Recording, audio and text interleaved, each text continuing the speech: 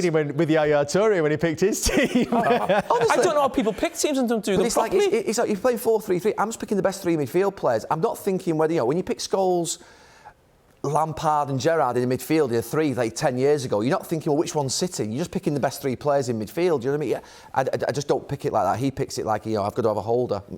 Yeah. Is that how you pick your managers?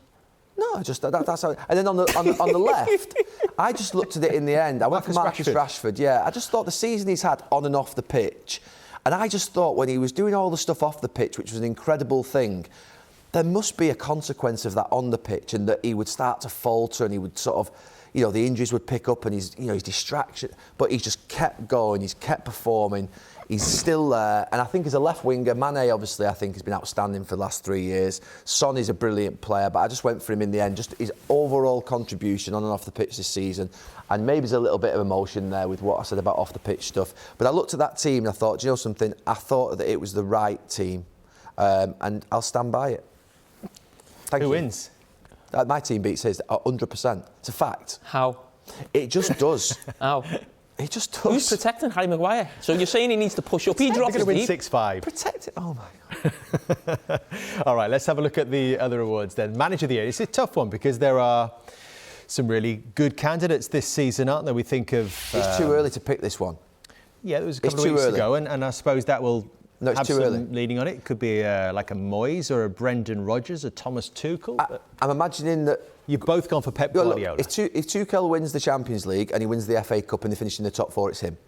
If Guardiola wins the Champions League, obviously, and the trophies he's going to win the league in the next week. What if you base it just on Premier League performances? The reason I'm going for Guardiola, I go back to sort of last season. The last game over last season was that defeat in Lyon. That was a bad one. It was a real bad one. Everyone blamed Pep Guardiola for that. And they come back the following season, didn't have much break, going straight into the season, where they found themselves in the first few weeks. And you're actually looking at it and thinking,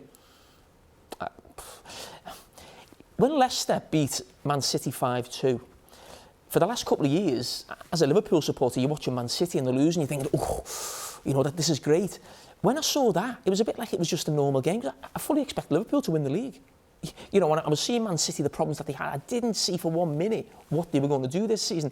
And this is what I said a few days ago. I actually think this is one of Pep's greatest achievements, because this has come without a company who left, obviously, a couple of years ago. David Silva, Aguero's not played all season. These are the legends that Man City have built, what they have done in the last 10 years, with different managers winning with these players. He hasn't won with that spine. He's created something different. And maybe his perfect team, where it's just about midfielders, there is no striker. So I think, yes, they have the most money, you can say they got the biggest squad, I get all that. But I think what Pep's done in the position they found themselves in at the start of the season, to do what they've done, I think that's why I've gone for him. Yeah, I would change it if Tuchel won the FA Cup and Champions League.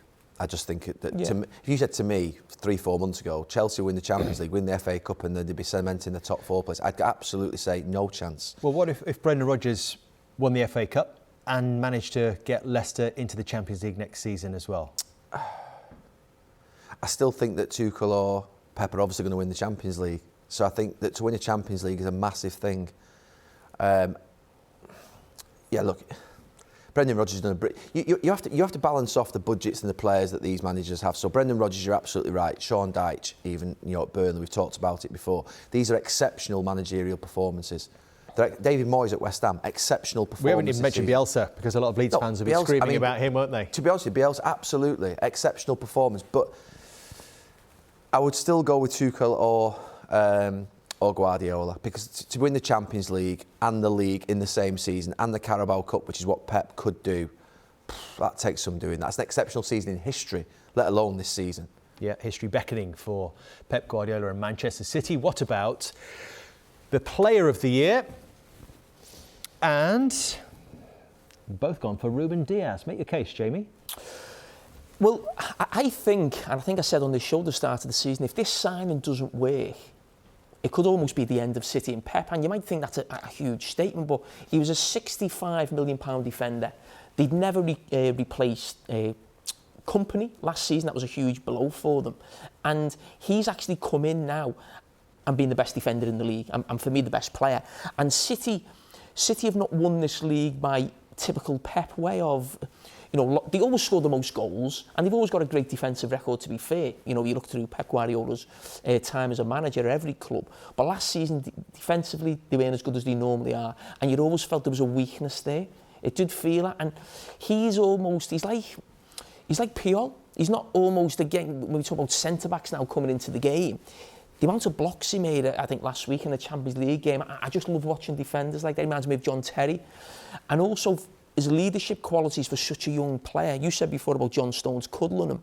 John Stones is 27, 28. It looks like he's the 28-year-old and John Stones is 23 in some ways. To have that leadership quality and go into a team, that bigger team with that many big-name players and almost straight away look like the leader of the team, I think it's pretty special. Quickly on Diaz, has he surprised you? Yeah, because he's so young to dominate like he's done. And I think, to be fair, the best centre-halves, I played with the Stam, you know, Palace, De Bruce, Vidic and Ferdinand, and just, you know, each one of those makes the rest of the team safe. And Diaz makes the rest of the team safe. Van Dijk makes the rest of the team safe. A great goalkeeper, a great centre-back. Their impact is not just what they do for, obviously, themselves and obviously, you know, their own performance. They impact everybody in that back four. They impact the people in front of them. And Diaz is exceptional.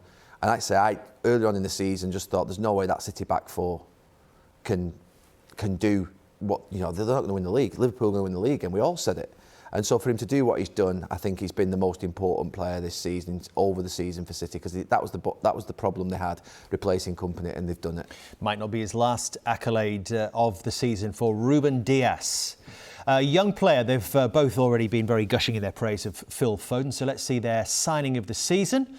Jamie's gone for Thomas Souček, and Gary's gone for Edison Cavani, who, if you weren't with us earlier, has agreed a one-year extension to his contract at Manchester United. I think if Cavani hadn't have worked and it had become another Falcao, they would have become a laughing stock.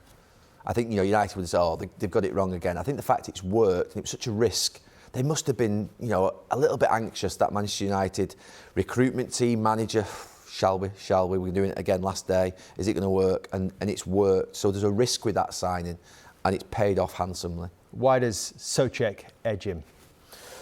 I just think the impact of West Ham. I must say he had a taste of the Premier League. He was on loan last season, signed officially in the summer. But he's almost a typical David Moyes player. And I think he's had a huge impact. The goals he gets from midfield, that combination with Declan Rice. And I think the season, you know, West Ham are having, you know, we can talk about teams having great seasons or managers of the year. I mean, the turnaround from West Ham has been huge. I mean, a team who are fighting relegation now going for Champions League. And I just think he, for me, has possibly been the most important player around that, really, and what he's like in both boxes, and that's a huge part of the success of West Ham. Just on Foden, I think, is that the most exceptional young talent we've seen in this country for how long? English. Wayne Rooney, wanting a generational type player. People compare him to Gascoigne. I think it's that good. It's that good. It's unbelievable. And remember, he's playing at Manchester City. To get in that team with that manager, you've got to be something unbelievably special. So for me, Foden is something like, could be something outrageous in the next few years if he gets it right in terms of on the pitch, off the pitch. Look forward to seeing it.